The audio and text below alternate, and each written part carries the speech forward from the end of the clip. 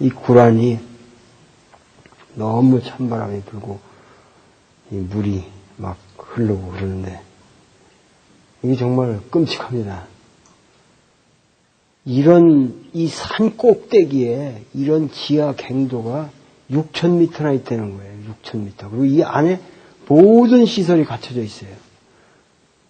당시 이 갱도에 물론 갱도에 다 들어와 있는 건 아니겠지만 이 갱도를 포함해서 3개 사단 13만이 여기 주둔하고 있었다니까 참 상상하기 어려운 규모입니다.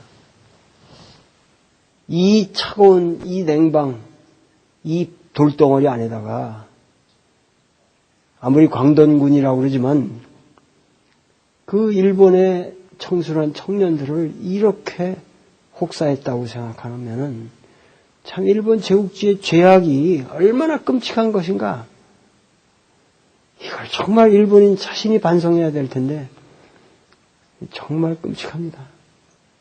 여기가 작전 지휘실이라는데 이렇게 울리는 소리를 들으면 알겠지만 이거 엄청난 홀이 이 안에 들어있군요. 이 지하에. 그리고 이 갱도를 건설하는데 그 동원된 중국인들만 해도 17만 명 대부분이 다 학살되고 희생되었다 하는 얘기입니다. 이 기밀이 새나가지 않기 위해서 전부 여기 동원된 사람들을 대부분 죽여버렸다는 거예요.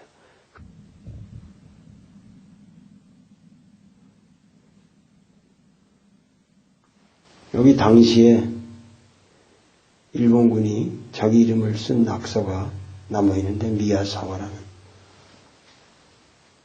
말이 그렇지 아무리 일본을 우리가 적으로 지금 얘기를 한다 해도 죄 없는 일본 청년들을 이렇게 끌어다가 이 끔찍하고 음산한 지하 동굴에다 몇 년씩 가둬두면서 관동군의 위력을 발휘하고 또 주변에 닥치는 대로 학살을 자행했다고 하는 것은 정말 이건 일본이 대외적으로 이 저지른 죄악이라고 하는 것은 우리 인류 전체가 같이 생각해봐야 할 이건 참 큰 문제입니다.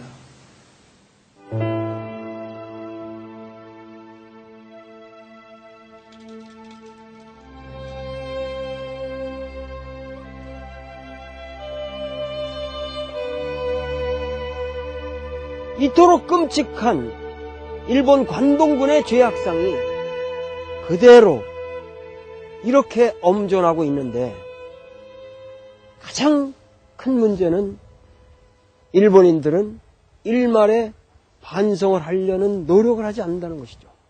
일본인이 자신의 역사를 반성하지 않는다고 하는 것은 일본 역사에 그치는 문제가 아닙니다. 일본은 아시아의 평화를 위해서 중요한 나라입니다. 우리는 일본과 더불어 살 수밖에 없습니다. 이러한 중요한 나라가 반성을 하지 않는다는 것은 또다시 그러한 제국주의적 침략의 길로 우리는 나가겠다고 하는 의지를 항상 표명하는 것에 불과합니다. 이렇게 되면은 아시아는 일본으로 인해서 항상 불안에 떨게 되고 아시아의 국가들은 서로 간에 또다시 반목을 해야 되고 또다시 견제를 해야 되고 또다시 항상 위협에 대비해야 됨으로써 서로 분열하게 됩니다. 그렇게 되면 아시아는 또다시 세계 열강에게 항상 악용당하는 그러한 운명에 처해질 수밖에 없다. 일본의 반성이 곧 아시아의 평화를 가져오는 가장 본질적인 길이라고 하는 것을 일본인들이 깨닫고 세계인들이 촉구해야 됩니다. 일본인들은 세계 1등 국민으로서 어디서나 대접을 받습니다. 그렇기 때문에 그들은 더더욱 반성할 줄을 모릅니다. 적당히 넘어가는 거로 생각하고 있습니다. 그러나 우리는 분명히 일본인들에게 이러한 그들의 잘못된 과거를 가르쳐 줄 수 있고 가르쳐 줘야 하는 의무가 있습니다. 일본은 반성해야 되고, 일본에게 침략을 당한 우리는 각성해야 됩니다. 이 반성과 각성의 이중주야말로 21세기 역사의 중요한 테마가 아닐 수가 없습니다.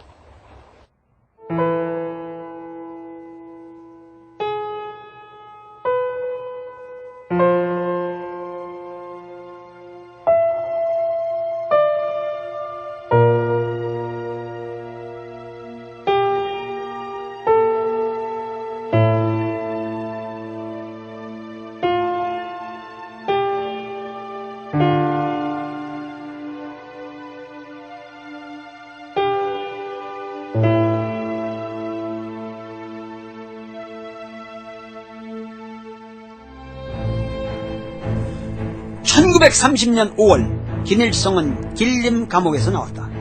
1931년 9월 18일 일본은 만주사변을 일으켜 15년에 걸친 중국 침략 전쟁을 개시하였다. 32년 봄에는 마지막 황제 부위를 만주국 수반으로 만들어 위만주국을 성립시킨다. 생각해보자. 봉오동 청살리 전투 때는 일본군과 싸웠어도 그것은 어디까지나 중국 영토에서 불법 침입한 일본군과 싸운 것이다. 그러나 이제는 상황이 달라졌다. 이제는 만주가 일본 땅이 되어버린 것이다. 일본 땅에서 일본군과 싸워야 하는 것이다. 만주가 일본에게 먹히고 난 후에야 비로소 중국인들은 항일에 눈을 뜨기 시작했다. 그러나 우리 조선인들은 10년 전에 이미 일본 정규군을 1,000여 명씩이나 사살하는 쾌거를 올린 전투를 치른 항일 전선의 대선배들이었다. 1928년 12월 코민테르는 12월 태제를 발표한다. 인테리 중심의 공산조직운동의 지향과 일국 일당 원칙을 발표한 것이다. 따라서 조선 공산당이 해체되었고 중국 영토 내에서도 조선 공산당 조직을 따로 만들 수가 없었다. 항일 유격 활동을 하던 조선인들은 중국 공산당 속으로 편입될 수밖에 없었다. 머리가 영민한 김일성은 이러한 상황을 오히려 긍정적으로 평가했다. 중국 공산당 조직 속에서 중국 인민의 역량을 활용하여 같이 공동투쟁을 벌이면 보다 효율적으로 항일 전선을 펴나갈 수 있다고 생각한 것이다. 실제로 간도 지역의 중국 공산당 조직은 대부분이 조선인으로 구성되었다. 1930년에 성립한 중공 동만특위 당원 전체가 587명이었는데 그중 조선인이 576명이었다. 거의 전부였다. 1931년 12월 16일 옹성라즈라고 부르기도 하고 명월구라고 부르는 곳에서 동만각현 공산당 적극분자회의가 열렸다. 여기가 바로 명월구다. 이 지역에 공산주의자들이 모여서 그 유명한 명월구 회의라는 것을 개최하게 되는데, 그것이 소위 말해서 이 지역의 무장 항일 투쟁의 아주 효시거든요.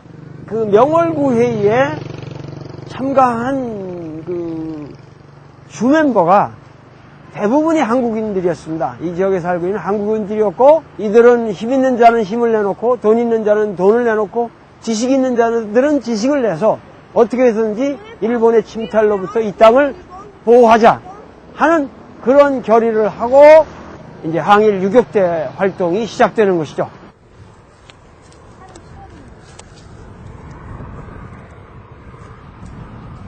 여기 팻말도 있지만은 여기가 바로 소사라는 마을입니다.